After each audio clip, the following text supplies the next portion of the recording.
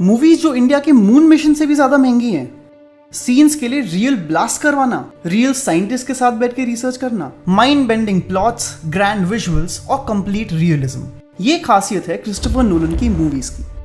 तो आइए देखते हैं क्रिस्टोफर नोलन मूवीज के 6 फैक्ट्स जो उन्हें आउट ऑफ द वर्ल्ड बनाती हैं। क्रिस्टोफर नोलन के ग्रैंड विजन्स को स्क्रीन पर लाने के लिए बजट्स भी काफी ग्रैंड होते हैं। इंटरस्टेलर, जो स्पेस एंड टाइम ट्रैवल जैसे टॉपिक्स पर बेस्ड है, वो 3 कंट्रीज में शूट हुई है with a budget of over 1000 crore, यानी इंडिया के चंद्रयान 2 मिशन के 800 करोड़ के बजट से भी 25% ज्यादा। और याद रखिए, इस मूवी में कोई एक्चुअली स्पेस नहीं गया, बट अगर क्रिस्टोफर नोलन कर सकते तो वो भी करते। No fake blasts.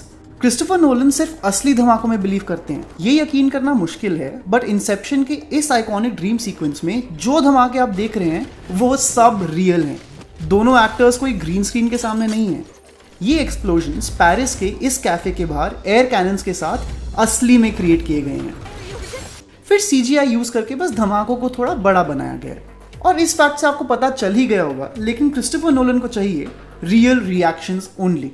तो जब भी पॉसिबल हो वो अपने एक्टर्स को रियल सिचुएशंस में डालते हैं ताकि उनके रिएक्शंस बिल्कुल ऑथेंटिक लगे। पर ये पैतरा कभी कभार एक्टर्स पर भारी पड़ जाता है। इंसेप्शन में नोलन ने एक्टर्स को एक सीन के लिए घंटों अंडर वाटर रखा विद ऑक्सीजन टैंक्स ताकि वो एक्टर्स के रियल टाइम रिएक्शंस कैप्चर कर सके। इंटरस्टेलर का ये स्टॉर्म सीन असली में क्रिएट किया गया था सिंथेटिक सेल्यूलोज डस्ट को हाई पावर फैन से उड़ाकर, ताकि ये सीन बिल्कुल रियल दिखे और एक्टर्स के ऑर्गेनिक रिएक्शंस कैप्चर हो सके। तो आप देख ही सकते हैं कि नोलन के हिसाब से it's about the perfect shot on nothing.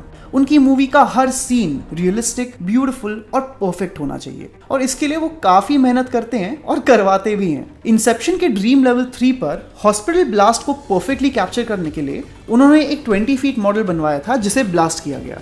लेकिन जब उन्हें शॉट पसंद नहीं आया तो उन्होंने फिर से मॉडल बनवाकर फिर से ब्लास्ट करवाया। एक और बार शॉट से खुश ना होने पर तीसरी बार मॉडल बनवाकर ब्लास्ट करवाया था। यही नहीं, इंटरस्टेलर मूवी में एक्टर्स को रियल स्पेस सूट्स पहनाए गए और एक्चुअल रोबोट्स के साथ शूट किया गया।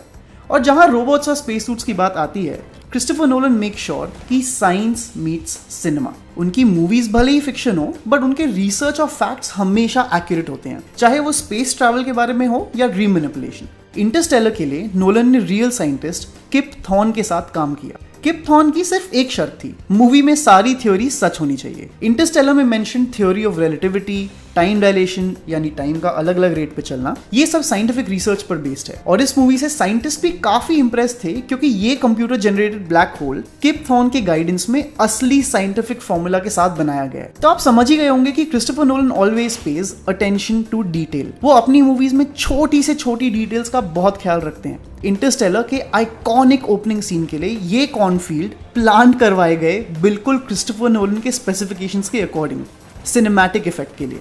यही नहीं, मर्फी के बुक शेल्फ पर काफी स्टीफन किंग्स नॉवल रखी गई थी, जिसमें से एक द स्टैंड स्टोरी है एक ग्रुप ऑफ सर्वाइवर्स के बारे में आफ्टर अ पैंडेमिक, जो इंटरस्टेलर की स्टोरी से काफी सिमिलर है। ये सारी चीजें उनकी अटेंशन टू डिटेल का ही नतीजा है। इन सब फैक्ट से एक बात तो पक्की है, if it's a Christopher Nolan movie तो पक्का मूवी धमाकेदार होगी और हर मूवी में कुछ ऐसा कॉन्सेप्ट और ऐसे विजुअल्स होंगे जो सिर्फ वही बना सकते हैं। तो let us know in the comments below कि आपको क्या सबसे खास लगता है नोलन की मूवीज के बारे में।